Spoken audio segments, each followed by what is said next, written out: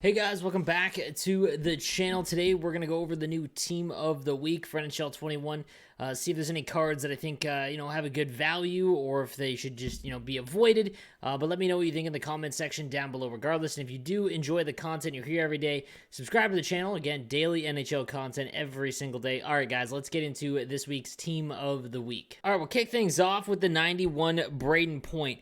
Brayden Point cards at the beginning of the year, in my opinion, were pretty good. They had value. It's just as we go further on throughout the year, because he doesn't have exceptional speed, it's not like it's bad by any stretch of the imagination, 89 before distributor.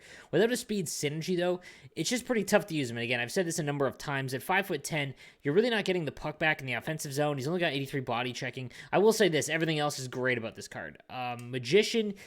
Again, not a crazy good synergy, but it does basically max out everything for him, so you should be able to make a lot of cuts and dekes really well with him. And then passing playmaker, again, gets his slap shot up a little bit, but again, these two are both synergies that you aren't really looking to activate, so it might be tough, and if you have to hammer in a couple cards to make them activate, it's not really worth it. That being said, he's not a bad card by any means. Good defensively, but I think you could do better among right-handed wingers, especially on right-handed wingers. Moving on, next we've got the 90 Ryan O'Reilly, 6'1". Ryan O'Reilly cards, I mean, they're always going to be useful because of the face-off rating. I mean, he's got 97 face-off rating. That's useful no matter what. With Gladiator, again, I would love it if it was a speed synergy just because he's only 84 speed and he's only 6'1", so it's not like he's gigantic. However, he does has great body checking, so defensively he's going to be pretty good. And Wingman does help out quite a bit because that makes his acceleration over 90 with Spark. And if you have Distributor, 87 is okay. Again, speed among center isn't a super big priority. Everything else is really good as well. Again, it's going to determine if you have these synergies. If you don't, then nah. But this is going to be a good card for face-offs alone, so that it does have value for sure. If you did pack him, there's not a lot of cards around his value with that face-off rating that I'd rather have. Then we've got the 87 Cam Atkinson, again 5'8", same thing as Brayden Point, just even smaller. Not an elite skater, not an elite shot, not elite defensively. It's like, and he has bad synergy, so hard pass. If you pack Cam Atkinson, that's a sell. Then we've got the 90 overall, Brady Tkachuk.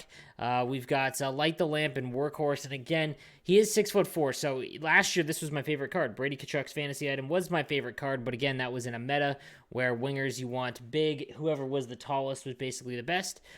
Speed at 84, again, is tough for a winger.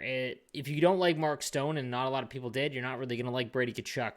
However, if you do have Light the Lamp Workhorse activated, this card is sneaky good, and again, it's going to depend on how much he costs. It's probably going to be like 250k or 200k. If he's anything less than that, this could be a nice buy. I would hope he's around like 150, but you'd have to see on that. Defensively, he's an elite card. It's just offensively, it's tough. Moving on to Dustin Brown. All right, on to Roope. No, I'm just kidding, guys. All right, with Howitzer and Magician, again, same kind of situation. Your wingers, you want to have some speed on the wing. It's not like it's terrible to have someone, that has, 88 speed. That's not bad at all. It's just his acceleration is only 81. And that's, so if you have Spark, it's, only 85. That's tough. So he's going to play really sluggish. So I don't know. Again, Howitzer kind of saves this card because it makes his shot pretty good. It depends how cheap you get him. I think that with Magician, Magician helps out quite a bit because I think his deking and whatnot is going to be awfully low. His body checking is obviously great, but again, it's just a situation where I think that there's far better options here. I can't believe Dustin Brown is an 88 overall card. Then we've got the 85 Roope HINTZ. Again, Workhorse, great synergy, and then Light the Lamp. Again, I'm not super big on Light the Lamp. And again, for a winger, you're 83 speed, just not enough. A lot of this Team of the Week is very slow, which is kind of tough. But 82 faceoffs, you can't really use him on center, so this is a pass.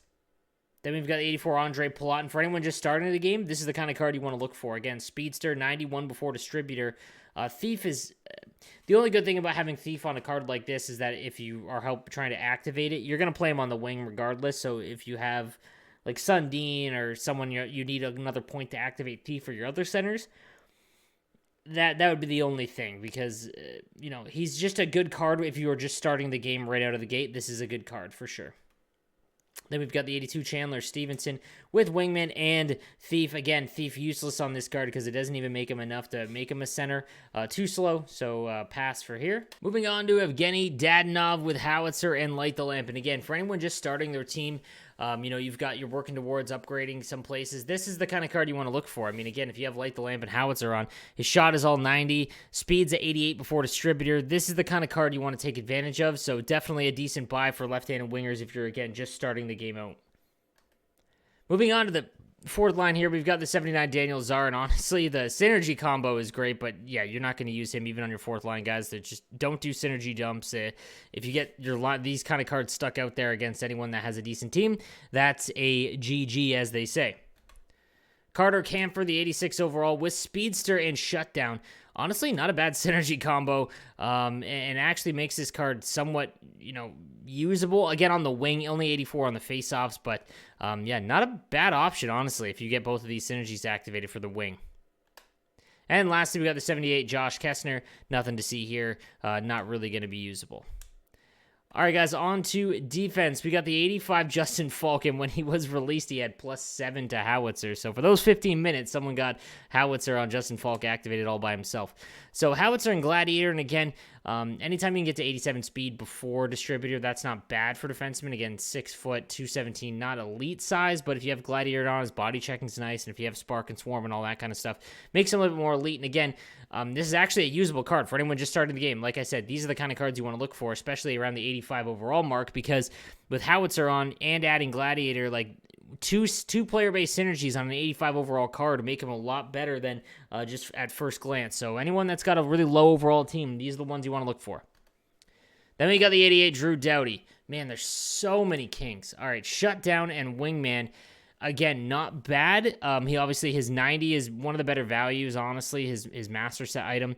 Again, not terrible at all for anyone that's looking for that mid-tier 80 defenseman. I wouldn't spend anything more than like 100K really. But a good synergy combo. It's going to matter if you do have these synergies on, though. I think that is important on this card, especially, honestly, Shutdown, because, you know, body checking is really low, and he's not terribly big, so it is important. Then we got the 6'2" JAKOB CHYCHRUN, Shutdown, and Workhorse. This is a hard avoid for me just because he's so slow and he's not, you know, gigantic, so you're not really getting the benefits of that either. And his body checking is honestly kind of low, too, without Shutdown.